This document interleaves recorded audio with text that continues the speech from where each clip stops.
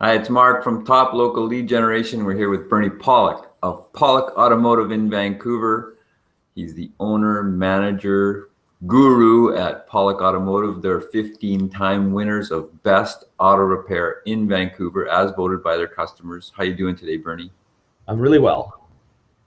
So as we head towards Christmas and December of 2015, we're going to talk about Subaru clutch replacements again. Something different happened this time, I guess. Is that what's going on?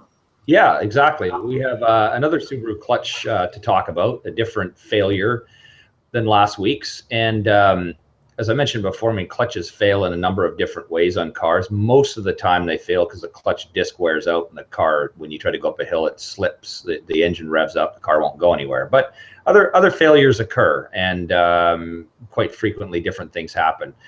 This particular Subaru, the owner was driving and put the clutch pedal down to shift gears, and something just went bang, and it couldn't shift anymore. The pedal stayed stuck on the floor. So they towed the car to us, and we figured, oh, it's probably a clutch hydraulic problem, which can cause that sort of failure. But what was interesting, when we pulled everything apart, we found something completely different, and that is a broken clutch fork. So I'll just share a picture of what we found when we took the transmission out and had a look. This is the clutch fork. Now, the clutch fork basically is a pivot between the clutch release bearing and the clutch slave cylinder. And the clutch release bearing is actually the sort of round piece you see at the bottom, that rusty looking piece. That's a bearing that pushes against the clutch pressure plate. And the release, the fork is basically a pivot that goes in between the two. So if you can see if you look in the upper part of the picture, you see this cracked piece of metal. The clutch fork rides on it's like a ball pivot and moves back and forth all the time. And this one, just after a period of time, just snapped and broke. Not a very common issue. We don't see this very often, but we have seen a few Subarus with failed clutch forks, and not with this particular type of failure, but with others.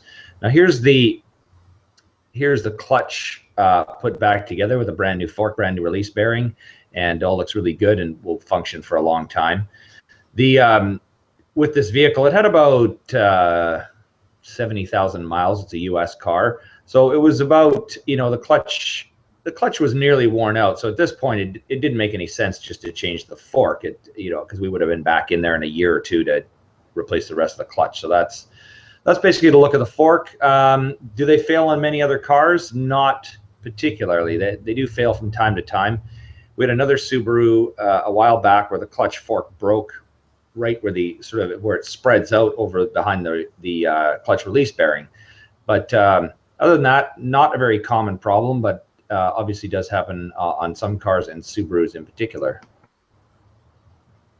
So if I owned a Subaru, is there something that I could do to prevent or mitigate against this kind of failure?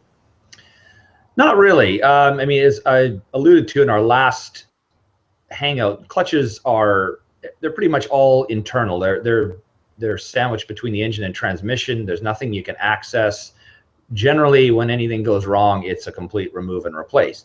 Now, the good news is there's not much you have to do. They're kind of a plug and play device, and when something goes wrong, you have to fix it.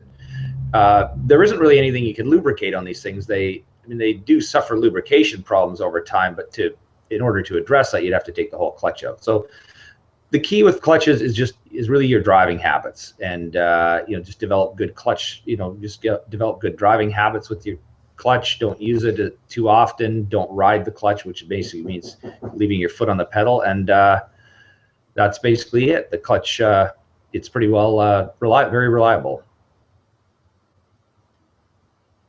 So if you need any kind of repairs on your vehicle, these are the guys to see. Pawlik Automotive in Vancouver, pawlikautomotive.com, or give them a call to book your appointment, 604-327-7112. Thanks, Bernie. Thanks, Mark. Talk again soon.